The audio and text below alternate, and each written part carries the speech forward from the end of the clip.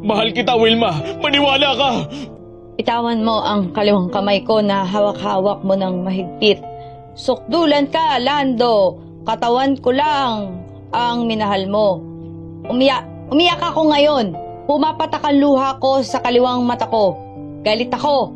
Galit na galit ako. Nagngingit-ngit ako sa galit. Roseanne?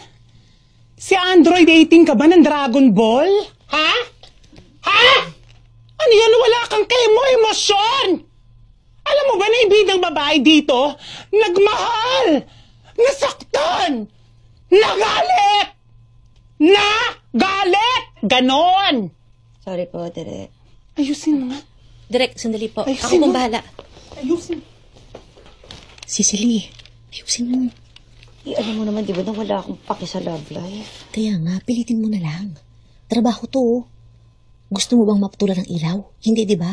O, pang-maintenance ng nanay mo, may pambili ka?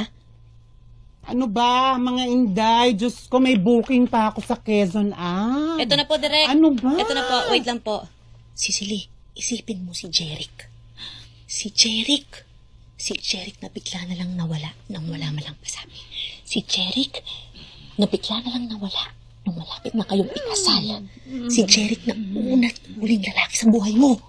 Si Jeric. Ano? Direk, okay na po. Okay na yan, ha? Yes po. Sure ka? Opo. Okay, ready! Energy! And ready! And action! Mahal kita, Wilma. Maniwala ka. Bitawan mo ang kaliwang kamay ko. Nahawak-hawak mo ng mahigpit. Suktulan ka, Lando. Katawan ko lang ang binahal mo. Umiiyak ako ngayon. Pumapatak ang luha ko sa kaliwang mata ko. Galit ako.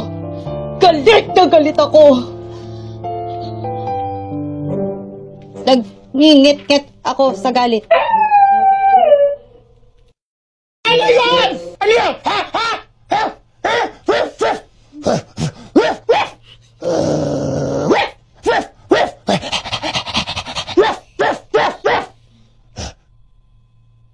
May buto ka ba? Bigay mo si Direk.